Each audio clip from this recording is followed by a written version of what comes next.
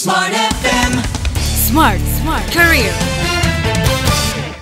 Ketemu lagi bersama saya Daryl Adam dalam podcast Smart Career. Dan seperti biasa kita akan ajak Anda untuk belajar bersama ya tentang pencapaian dari tim Anda. Karena banyak sekali yang belum paham tentang apa sih achievement-achievement yang perlu disampaikan dan perlu diperhatikan.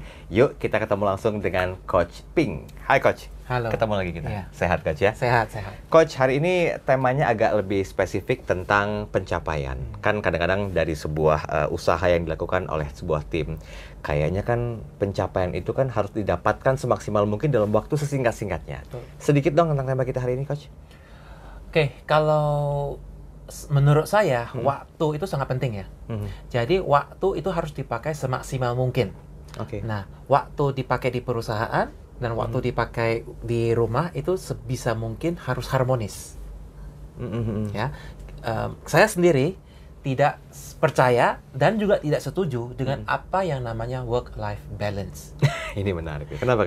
Kenapa? Karena kalau ada dengan namanya work-life balance itu membuat kita harus memanage waktu. Oke. Ya, kalau saya pribadi itu the moment kita manage waktu itu, kalau kita manage, kita menjadi slave of time. Budak waktu. Oke. Ya, kita bukan menjadi user of time. Jadi kalau saya pribadi, saya ada namanya time mastery. Time mastery itu apa? Waktu itu kita harus pakai semaksimal mungkin. Oke? Jadi ketika kita di perusahaan pas lagi kerja, bekerjalah. Pas kita lagi di rumah, istirahat gitu ya. Beristirahatlah di rumah. Jangan terbalik.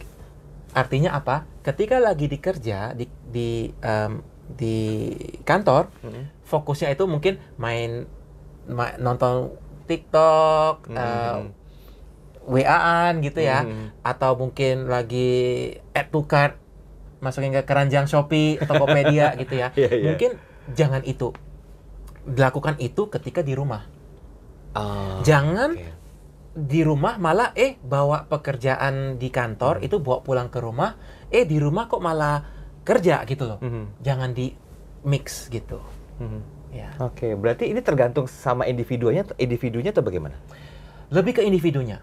Ah. Lebih ke individunya. Kenapa? Karena yang bisa mengontrol kita adalah diri kita sendiri.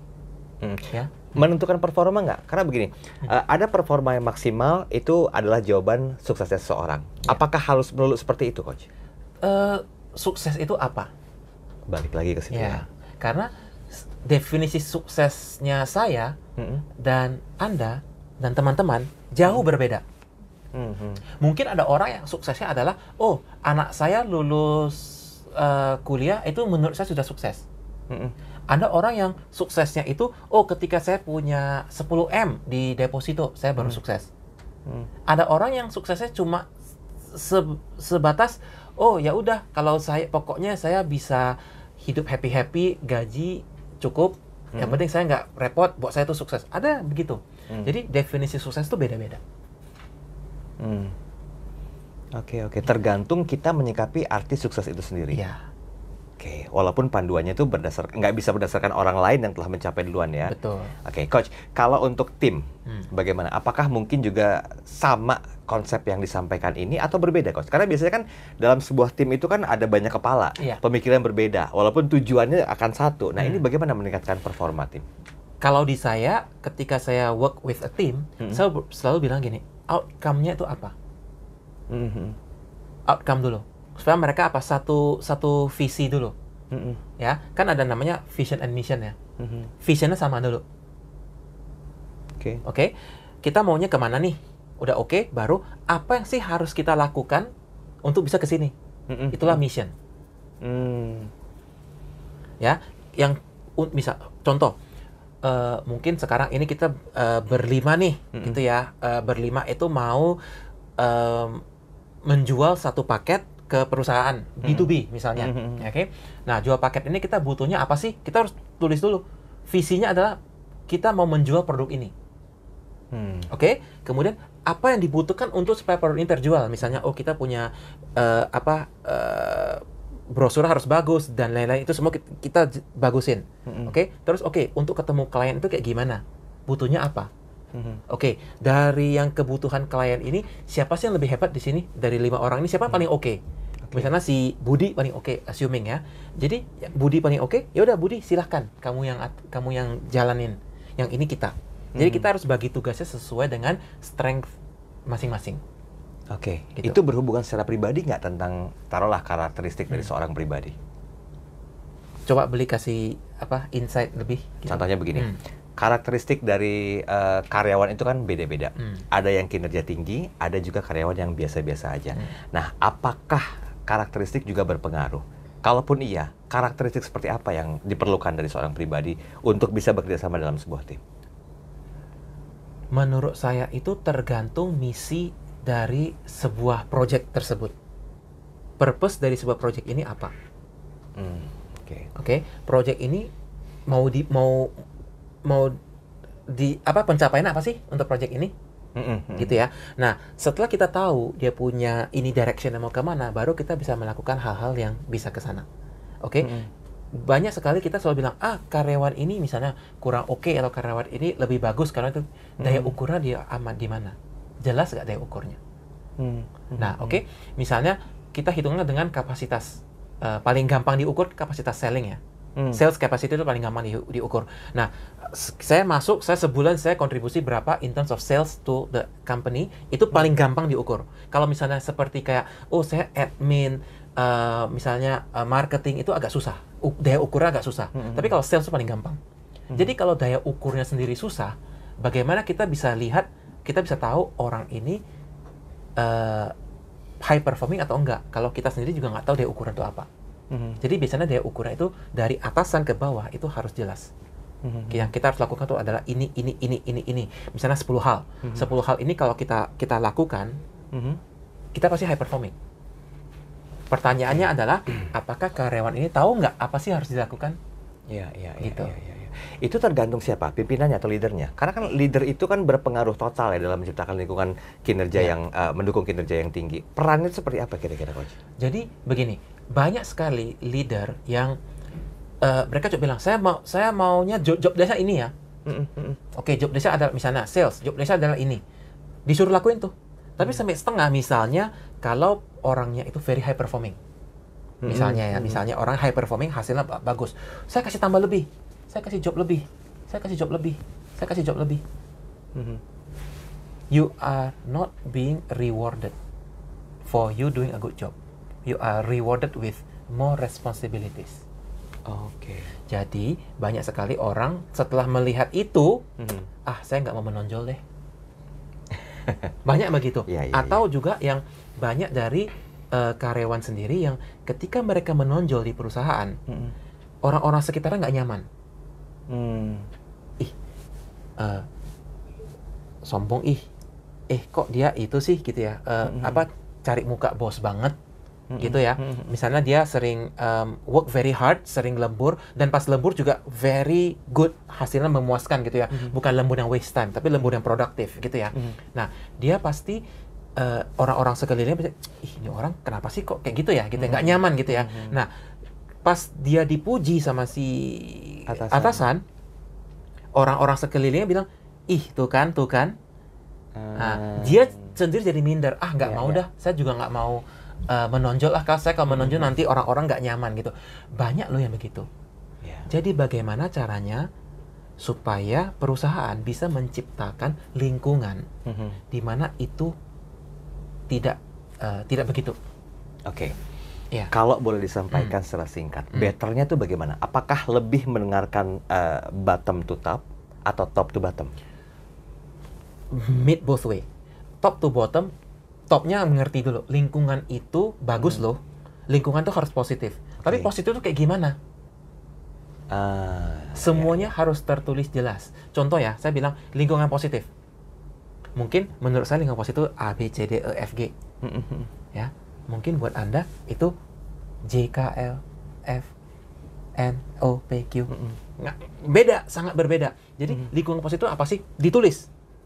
Lingkungan positif adalah datang tepat waktu. Misalnya begini. Oke, kita harus punya tim yang kohesif. Tim kohesif itu kayak gimana sih? Ditulis jelas. Oke, ini udah jelas. Ini kasih ke karyawan baca. Oke, ini saya bisa lakukan. Ini lakukan. Terus dicek setiap bulan, cross check, evaluation. Nah, every month kita evaluation. Setelah kita evaluasi, kita baru bisa tahu kita punya kita melakukan hal yang benar nggak atau kita melakukan hal yang nggak benar nggak. Dan kalau kita evaluasi sebulan sekali, ketika kita melakukan kesalahan, itu bisa langsung terdeteksi dan bisa langsung diubah. Jangan setahun sekali.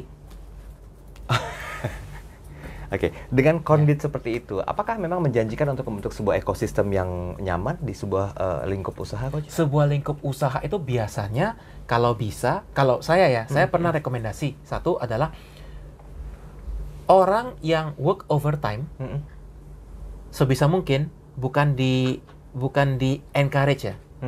Orang yang work overtime itu artinya apa? You are really bad at managing your time, or you are really bad at making sure that you do not use to your full capacity. Benar dong? Karena perusahaan kan dikasih, misal jam 8 sampai jam 5, assuming. Atau jam 9 sampai jam 5, kamu kerja jam sekian, lakukan kegiatan ini. Kecuali kita itu fokusnya adalah, kayak seperti saya dulu, adalah international sales. Di mana saya harus bangun jam 2 pagi, atau saya jam 10 malam, itu di mana orang-orang Inggris itu lagi aktif. Itu nggak bisa di ini ya. Tapi kalau misalnya kerjaan kita masih lokal, kita nggak boleh tuh sebenarnya. Work overtime is not good. Oh ya, itu artinya you are not good or you are not productive. Kita itu kurang bagus dalam memprioritaskan kegiatan-kegiatan yang seharusnya membuat kita menyelesaikan suatu masalah. Nah, satu hal lagi, sebagai seorang atasan, jangan sebisa mungkin ya, jangan kasih satu kegiatan ke mereka jam 4 sore.